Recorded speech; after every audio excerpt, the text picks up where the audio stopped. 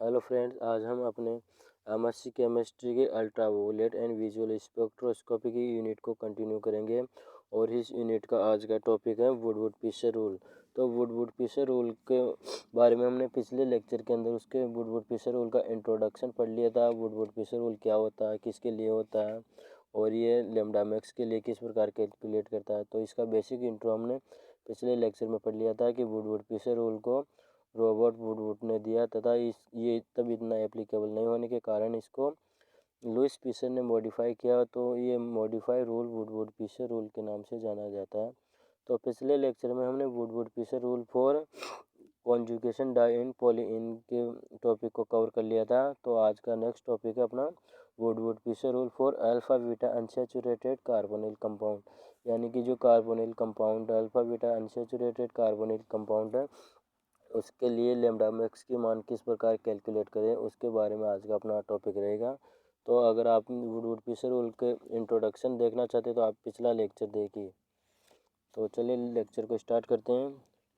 It is used to calculate the position and lambda max for given molecule by relating the position and degree of unsaturated group, यानी कि कोई भी जो अपना molecule होता है उसके लिए लैम्ब्डा मैक्स का मान अपन को कैलकुलेट करना होता है कि उसका लैम्ब्डा मैक्स का मान कितना है।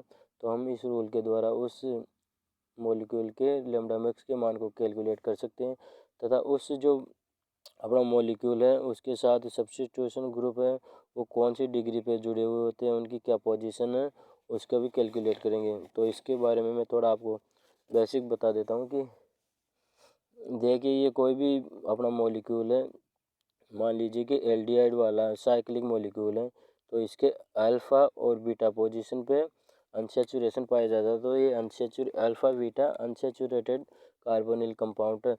तो ये अल्ट्रावायलेट क्षेत्र के ये अल्ट्रावायलेट रीजन का जो इसका तरंगदैर्घ्य है इसके कौन से वाले परास के ऊपर इसका अवशोषण होता है उसके बारे में इसका जो लैम्ब्डा होता है जहाँ पे इसका अवशोषण अधिक करता है उस लैम्ब्डा मैक्स के मान को कैलकुलेट करते हैं।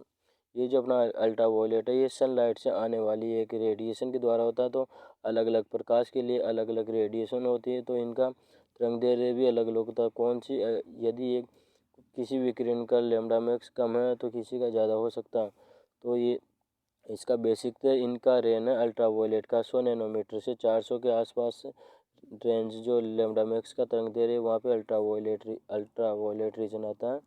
और 400 या 600 के आसपास से 800 तक इसका विजुअल क्षेत्र आता है।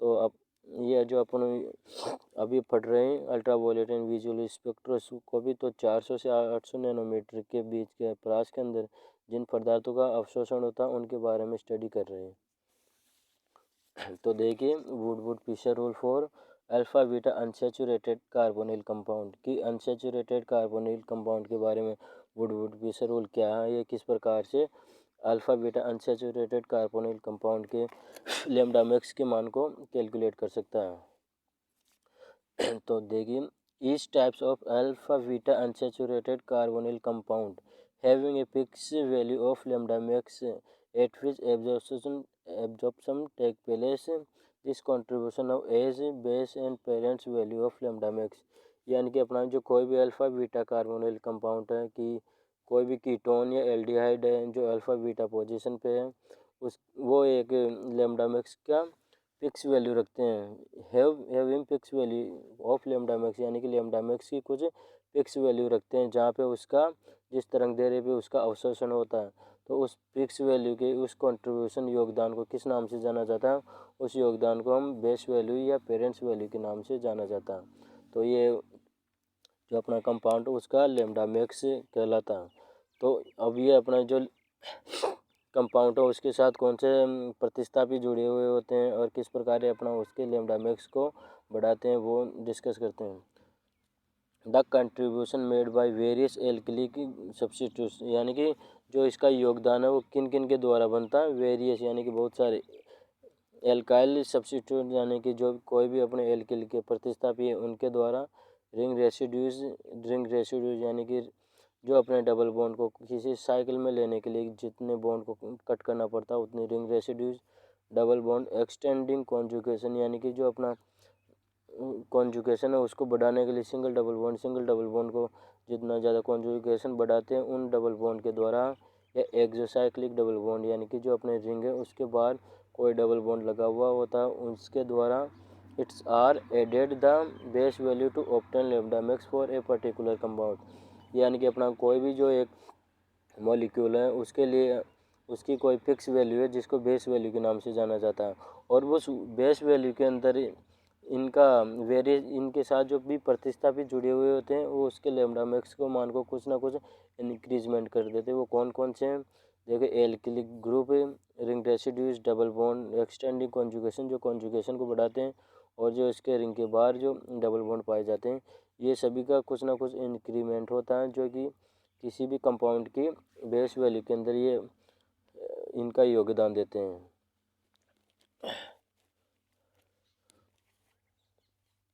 देखिए, अकॉर्डिंग टू वुडवुड rule the lambda max of molecule can be calculate using a formula. यानी कि वुडवुड फिशर रूल की सहायता से हम किसी भी मॉलिक्यूल के लिए उसका लैम्डा मैक्स का मान कैलकुलेट करना कर सकते हैं एक फार्मूला द्वारा। ये फार्मूला है देखिए कि लैम्डा मैक्स का मान किसी भी मॉलिक्यूल के लिए कितना होता है। तो सबसे पहले कोई भी अपन को जो मॉलिक्यूल दिया हुआ उसकी बेस वैल्यू कितनी है, यानी कि उसके लिए जो फिक्स लैम्डा मैक्स यानी कि वो कितने तरंग दैर्ध्य के ऊपर अधिकतम अवशोषण करता है उसकी बेस वैल्यू होती है, और उसके साथ कितने प्रतिस्थापित जुड़े हुए होते हैं उनका योगदान कितना है, यानी कि उसके साथ मेथाइल ग्रुप या कोई भी डबल बॉन्ड कितने रिंग रेसिड्यूज हैं उनका योगदान और उनके अदर योगदान सभी को जोड़ा के जो जिनका टोटल मान आता है वो उस मॉलिक्यूल का लैम्डा मैक्स कहलाता है।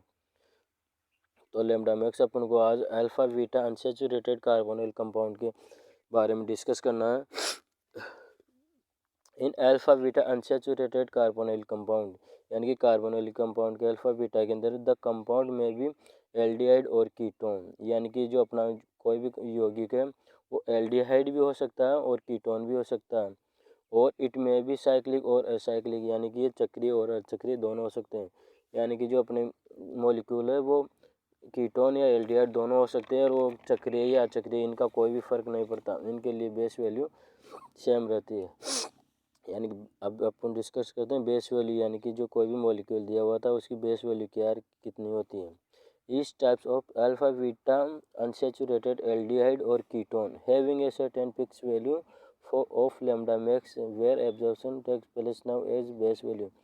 यानी कि जहाँ पे भी अपना अल्फा बीटा अनसैचुरेटेड एल्डिहाइड या कीटोन का अवशोषण करते हैं उस स्थान के लिए लैम्डा मैक्स की कुछ फिक्स वैल्यू होती है, उस फिक्स वैल्यू को बेस वैल्यू के नाम से जाना जाता है। तो देखिए कि अल्फा बीटा अनसैचुरेटेड कीटोन के लिए कितनी बेस वैल्यू है। तो कीटोन के लिए बेस वैल्यू होती है 215 नैनोमीटर। ये अपन को याद रखने के लिए चीज़ है क्योंकि डायरेक्ट क्वेश्चन पूछा जा सकता है कि निम्न कंपाउंड के लिए इसके लैम्डा मैक्स के मान को कैलकुलेट कीजिए। तो इसके लिए कीटोन के लिए अल्फा बीटा अनसैचुरेटेड कीटोन के लिए इसकी बेस वैल्यू 215 नैनोमीटर फिक्स है। तो ये देखिए यहाँ पे कोई कार्बन कंपाउंड है और यहाँ पे भी कार्बन है, यहाँ से एक ऑक्सीजन जुड़ा हुआ होता है और एक कीटोन समूह का प्रतिनिधित्व करता है, और इस कीटोन के अल्फा और बीटा पोजीशन पर एक अनसैचुरेशन पाया जाता है, यानी कि डबल बॉन्ड या ट्रिपल बॉन्ड पाया जाता है, जिससे ये कंपाउंड अनसैचुरेटेड कहलाता है।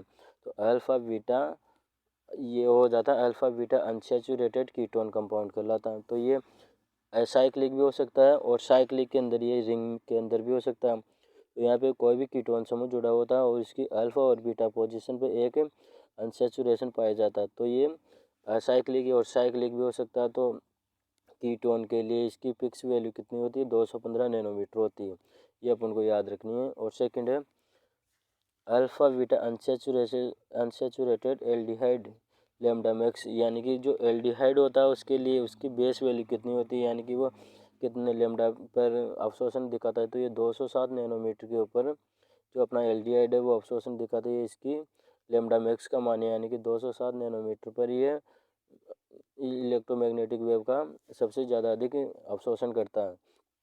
तो देखिए यहाँ पे हाइड्रोजन है, यहाँ पे कार्बन है, यहाँ पे ऑक्सीजन जुड़ा हुआ होता है, तो ये पूरा एक मिलके एल्डिहाइड ग्रुप है, और इसके अल्फा और बीटा पोजीशन पे एक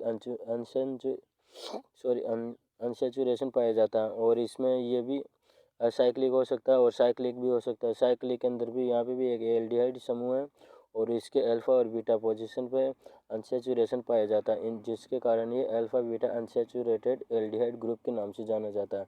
और इसकी फिक्स वैल्यू होती है 207, यानी कि अगर अपन को कोई भी स्ट्रक्चर दिया हुआ होता है और उसके अंदर एल्डिहाइड पाया जाता है तो उसकी फिक्स बेस वैल्यू होती है 207। उसके अंदर हम उनकी इंक्रीमेंट क्या है उनको फिर बाद में ऐड करते हैं। तो देखिए इनके जो प्रतिस्थापी का कितना योगदान होता है लैम्डा मैक्स की गणना के अंदर, वो देखिए। सब्स्टिट्यूएंट इंक्रीमेंट यानी कि प्रतिस्थापियों का कितना योगदान होता है, कितने बढ़ाते हैं। ईच एल्काइल ग्रुप और रिंग रेसिड्यूज, यानी कि प्रत्येक एल्किलिक ग्रुप और रिंग रेसिड्यूज यानी कि रिंग को काटते हैं ना। एल्किलिक ग्रुप यानी कि जो अपना मॉलिक्यूल है उसके साथ कोई भी मेथिल एथिल या एल्किलिक ग्रुप जुड़े हुए होते हैं, उनका कितना योगदान होता है। और रिंग रेसिड्यूज यानी कि जो अपने डबल बॉन्ड पाए जाते हैं उनको सर्किल में करने के लिए कितने बॉन्ड को काटना पड़ता है। या अल्फा बीटा जो कितने इसके सर्किल के अंदर आते हैं उनको रिंग रेसिड्यूज के नाम से जाना जाता है। इसको अभी और डायग्राम से अच्छे तरह से समझ लेते हैं। तो इनका कितना योगदान है, इन सभी का अलग अलग योगदान है। यदि ये अल्फा पोजीशन पे पाए जाते हैं, यानी कि ये अपना कोई भी समूह है, इसका ये अल्फा पोजीशन है एल्डिहाइड का। अगर यहाँ पे मेथिल समूह जुड़ा हुआ होता है तो इसका इंक्रीमेंट है 10 नैनोमीटर। और यदि यही बीटा पोजीशन यहाँ पे जुड़ा हुआ होता है तो इसका 12 नैनोमीटर आ जाएगा। और ये गामा पोजीशन पे आएगा तो इसको 18 नैनोमीटर इनका इंक्रीमेंट, यानी कि जो कोई भी मॉलिक्यूल है उसकी बेस वैल्यू के अंदर इनका जितना मान होता है, जिस पोजीशन पे होता है उसका लैम्डा मैक्स का मान उतना ही ऐड हो जाता है, तो उसका लैम्डा मैक्स का मान बढ़ जाता है।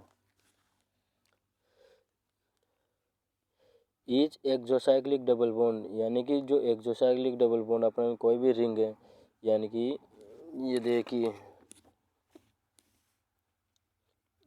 ये कोई भी अपनी रिंग है, इस रिंग के यहाँ पे बाहर कोई भी डबल बॉन्ड पाया जाता है तो ये इस रिंग के थ्रू, ये कोई रिंग है इसके रेस्पेक्ट में बाहर है तो इसका क्या बोलते हैं एक्सोसाइक्लिक डबल बॉन्ड, यानी कि इसका भी जितना मान होता है वो 5 नैनोमीटर अपन को जो बेस वैल्यू इसके अंदर इंक्रीमेंट कर लेते हैं। यानी कि इज एक्सोसाइक्लिक डबल बॉन्ड, यानी कि कोई भी रिंग के बाहर अपन को डबल बॉन्ड पाया जाता है उसका 5 नैनोमीटर योगदान होता है। और डबल बॉन्ड एक्सटेंडिंग कॉन्जुगेशन, यानी कि जो अपना कॉन्जुगेशन होता है उसको बढ़ाने के लिए अगर ये डबल बॉन्ड पाया जाता है तो उसका कितना इंक्रीमेंट होता है, यानी कि 30। यानी कि अगर कोई भी एक डबल बॉन्ड और जुड़ जाता है उनके मॉलिक्यूल में तो उसका लैम्डा मैक्स के मान को वो 30 नैनोमीटर और बढ़ा देते हैं। और नेक्स्ट है होमो एंगुलर कॉन्जुगेशन डाइन, यानी कि अपनी जो कोई भी रिंग है, ये देखिए ये कोई भी रिंग है, इस इनके अंदर जो डाइन पाया जाता है एक 1 और 2, ये जो एक एक डाइन है, ये दो डाइन, यानी कि जो दो डाइन पाए जाते हैं वो एक सेम ही रिंग में पाए जाते हैं तो इसको होमोएंगुलर डाइन कॉन्जुगेशन पाए जाते हैं। ये दोनों कॉन्जुगेशन के अंदर भी है तो इनका एक योगदान है 39।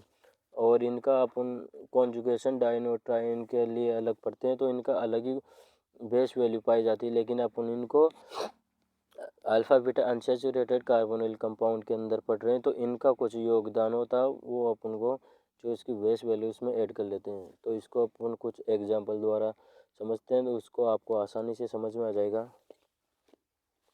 ये देखिए अपन को जो एग्जाम हो उसके अंदर 2 नंबर के क्वेश्चन में डायरेक्ट भी क्वेश्चन दे दिया जाता है कि कोई भी जो मॉलिक्यूल या स्ट्रक्चर है इसका लैम्डा मैक्स का कैलकुलेट कीजिए, यानी कि इसका लैम्डा मैक्स कितना है। तो ये अपन को कोई भी एल्डिहाइड ग्रुप दिखा रखा है तो इसका दिखा रखा है कि इसका लैम्डा मैक्स का मान कैलकुलेट कीजिए कि इसका लैम्डा मैक्स का मान कितना है।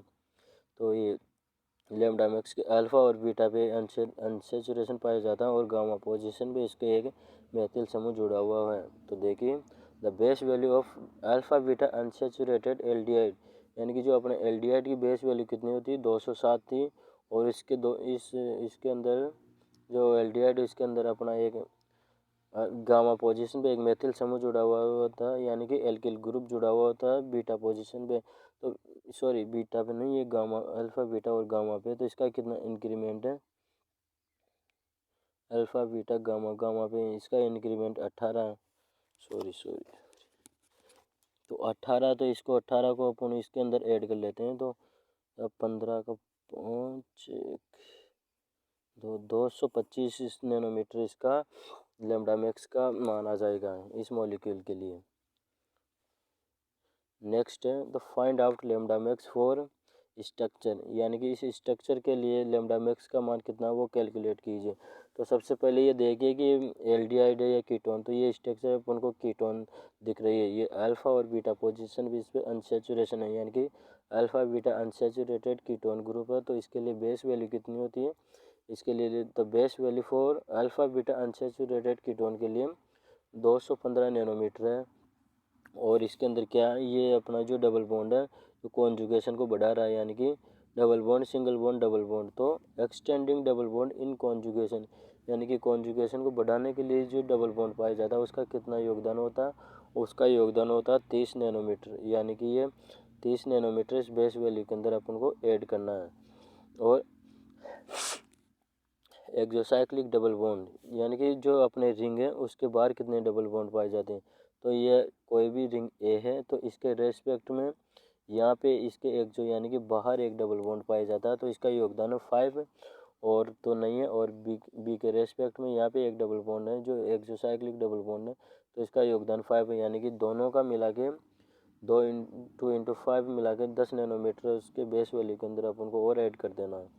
और रिंग रेसिड्यूज, यानी कि जो ये अपने डबल बॉन्ड है, इनको एक सर्किल में लेने के लिए जो अल्फा और बीटा और गामा तीनों रिंग के अंदर आ जाते हैं, तो तीनों का कितना कितना योगदान है, 10 12 18, यानी कि तीनों का मिला के 40 योगदान है रिंग रेसिड्यूज। तो इन सभी लैम्डा मैक्स के मान को अपन 200 जो इसका कीटोन की बेस वैल्यू उसमें ऐड कर देंगे। तो इसको ऐड करने के ऊपर अपना लैम्डा मैक्स का टोटल मान आता है 295 नैनोमीटर। तो ये 295 नैनोमीटर इसका मान आ गया। तो इसका अपना नेक्स्ट थर्ड एग्जांपल है तो find out lambda max for structure, यानी कि इस स्ट्रक्चर के लिए इसका लेमडा मैक्स का मान कितना वो कैलकुलेट कीजिए। तो ये अपनी अगेन ये अपनी स्ट्रक्चर कीटोन है और कीटोन के अल्फा और बीटा पे अनसेचुरेशन पाए जाते हैं, यानी कि ये alpha beta unsaturated ketone group है जिसका बेस वैल्यू कितनी होती है, इसकी बेस वैल्यू 215 नैनोमीटर है। और इसके अंदर जो कॉन्जुगेशन बढ़ाने के लिए कितने डबल बॉन्ड है, तो double bond single bond double bond single bond double bond, यानी कि 2 डबल बॉन्ड जो इसके कॉन्जुगेशन को बढ़ा रहे हैं, तो इनका कितना योगदान है। एक्सटेंडिंग कॉन्जुगेशन डबल बॉन्ड, यानी कि एक का 30 है तो 2 का मिलाकर 60 नैनोमीटर, यानी कि जो 60 नैनोमीटर इसका लेमडा मैक्स का मान है उस बेस वैल्यू के अंदर ऐड हो जाएगा। और थर्ड है एक्सोसाइक्लिक डबल बॉन्ड, यानी कि अपने रिंग के बाहर कितने डबल बॉन्ड पाए जाते हैं। तो इस रिंग के रेस्पेक्ट में यहाँ पे एक डबल बॉन्ड है और इस रिंग के रेस्पेक्ट में यहाँ पे डबल बॉन्ड है और कहीं पे भी इसके बाहर डबल बॉन्ड नहीं है, एक जो यानी कि बाहर की तरफ। तो यहाँ पे 2 एक्सोसाइक्लिक डबल बॉन्ड है रिंग ए और बी के रेस्पेक्ट में। तो एक्सोसाइक्लिक डबल बॉन्ड 5 × 2 यानी कि 10 नैनोमीटर बेस वैल्यू के अंदर फिर ऐड कर देंगे। और रिंग रेसिड्यूज इनको सभी को एक सर्किल में करने के लिए अपन को तीनों अल्फा बीटा गामा इसके अंदर रिंग के अंदर आ रहे हैं, तो तीनों का योगदान 40 नैनोमीटर, यानी कि 10 12 18 तीनों को ऐड करने पर 400 नैनोमीटर इनका इसका मान आ जाएगा। इनको लेमडा मैक्स का मान जो अपन को इनके अंदर ऐड करना इसके बेस वैल्यू के अंदर। और एक है होमो एंगुलर डाइन, यानी कि इसमें देखिए ये कोई भी एक सेम रिंग है, इसके अंदर 2 डाइन पाए जाते हैं जो कॉन्जुगेशन में हो, तो इनका योगदान होता है 39 इनका योगदान बेस वैल्यू में ऐड हो जाता है। इसके अंदर alpha beta unsaturated carbonyl compound में हमने हेट्रो एंगुलर के बारे में नहीं बताना क्योंकि इनके बारे में इनका कोई योगदान नहीं होता, ओनली होमो एंगुलर। हेट्रो एंगुलर का होता है कि कोई भी जो कॉन्जुगेशन पाया जाता है वो डिफरेंट रिंग के अंदर पाया जाता है, तो अपन को ओनली होमो एंगुलर के बारे में डिस्कस करना है। तो इन सभी को अपन को ऐड करने के लिए अपना जो टोटल लेमडा मैक्स का मान आता है वो 364 नैनोमीटर के नाम से आता है। तो आई होप आपको लेक्चर समझ में आया होगा। तो मिलते हैं अपने नेक्स्ट लेक्चर में, तब तक के लिए धन्यवाद।